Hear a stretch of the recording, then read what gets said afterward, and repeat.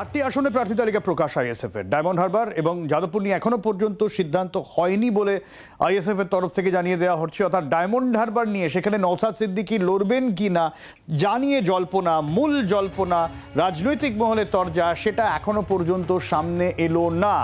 যাদবপুর নিয়ে একটা সমস্যা ছিল, সেই যাদবপুর নিয়েও এখনো পর্যন্ত সিদ্ধান্ত হয়নি বলে জানা গিয়েছে।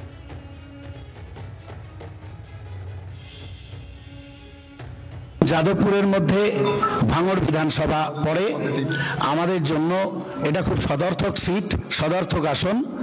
এছাড়াও যাদবপুরে যে বিধানসভাগুলো রয়েছে, বারুইপুর, পূর্ব পশ্চিম, সোনারপুর, উত্তর দক্ষিণ, টালিগঞ্জ, এইগুলোতে আমাদের সাংগঠনিক শক্তি যথেষ্ট রয়েছে। তারপরেও এই লিস্টে আপনারা দেখবেন আমরা যাদবপুরের নাম ঘোষণা করিনি। এখনো পর্যন্ত আমরা জোটের জন্যই ইঙ্গিত দিয়ে রাখছি। জোটের স্বার্থেই দক্ষিণ মালদা কেন্দ্রের প্রতিদ্বন্দ্বী করার প্রার্থীর নাম আমরা ঘোষণা করিনি। কে কি মনে করে সেটা তাদের নিজস্ব ব্যাপার, কিন্তু আমরা মনে করি যে বিজেপি এবং তৃণমূল কংগ্রেস এই দুই শক্তিকে পরাস্ত করতে হবে।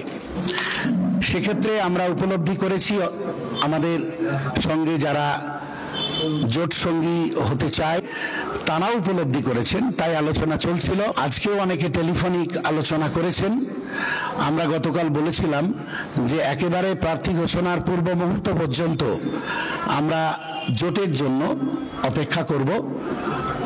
আজকে এমনকি আপনারা এই প্রার্থী তালিকা থেকে বুঝতে পারছেন আমরা জোটের দিকেই ইঙ্গিত রেখেছি। মৌমিতা রয়েছেন আমাদের সঙ্গে। মৌমিতা, অবশ্যই প্রার্থী তালিকা নিয়ে আইএসএফ এর ভাবনা তো জানতে চাইবো, কিন্তু যাদবপুর নিয়ে এখনো পর্যন্ত সিদ্ধান্ত হয়নি, এটা কি ইঙ্গিত যে পরবর্তীকালে প্রার্থী দেওয়া হতে পারে, নাকি জোটের কথা বলে প্রার্থী দেওয়া হলো না? আর সব থেকে যা নিয়ে চর্চা ডায়মন্ড হারবার, মৌমিতা। সব্যসাচী, তার থেকেও বেশি চর্চা এই মুহূর্তে যে কেন্দ্রটা নিয়ে শুরু হলো সেটা হলো শ্রীরামপুর।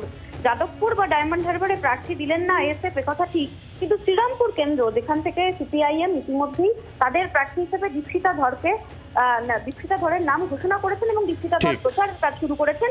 সেই শ্রীরামপুর কেন্দ্রে ইন্ডিয়ান সেকুলার ফ্রন্ট তাদের প্রার্থী ঘোষণা করে দিলেন।